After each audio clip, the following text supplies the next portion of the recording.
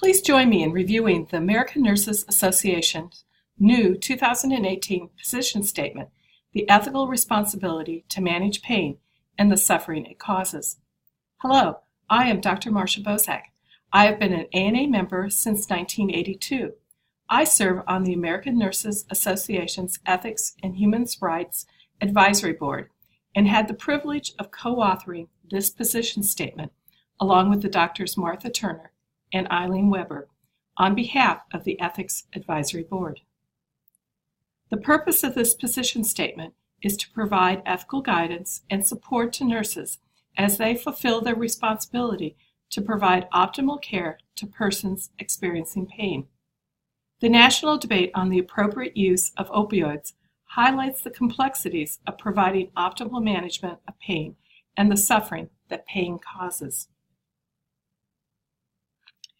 The American Nurses Association has 7 belief statements related to pain management.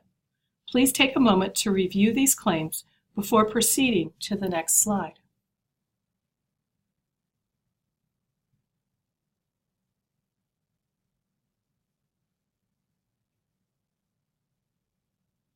Pain is a phenomenon that every nurse encounters. Ethically, nurses have a moral obligation to respond to a patient experiencing pain. A variety of pharmacological and complementary health approaches are available to treat acute and chronic pain. Efforts are needed to promote societal awareness regarding pain as a public health problem. Many barriers prevent effective pain management, including disparities in accessing health care. Nursing research is needed to identify strategies to prevent, assess, and treat pain. Additionally, research is needed to better understand the cultural meanings of pain and the consequences of undertreating pain. The 2015 Code of Ethics for Nurses stipulates that nurses use advocacy, education, and a supportive approach to honor the patient's right to self-determination, autonomy, and dignity. Thus, all nurses have an ethical obligation to provide respectful, individualized care to all patients experiencing pain, regardless of the person's personal characteristics, values, or beliefs. Many factors impact the nurse's ability to manage a patient's pain and the suffering it causes. Moral disengagement occurs when the nurse believes that recognized moral standards do not apply in the current situation. Knowledge deficits regarding best practices for assessing and optimally managing pain. Biases are preconceived and not based on reason or fact and can influence the nurse's approach to collaboratively managing pain with patients. Tools to foster ethical practice environments include collective efforts, quality improvement projects, shared governance, institutional ethics resources, and magnet recognition designation.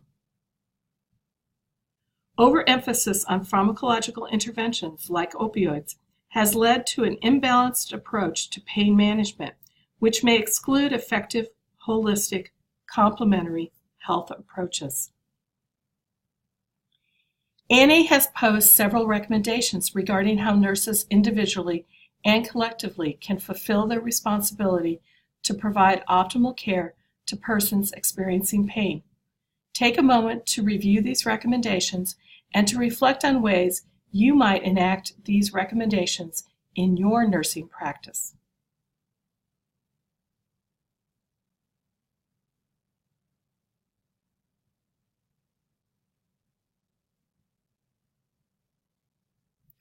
What other research questions regarding managing pain and the suffering it causes do you believe need to be investigated by nurses?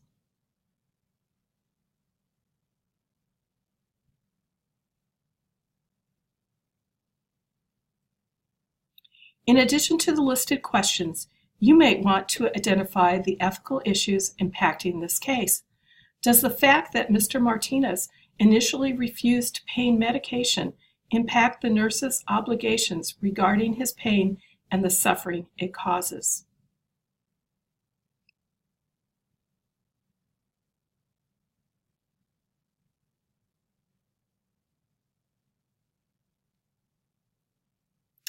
Thank you for taking the time to learn more about the ANA's position statement on the ethical responsibility to manage pain and the suffering it causes.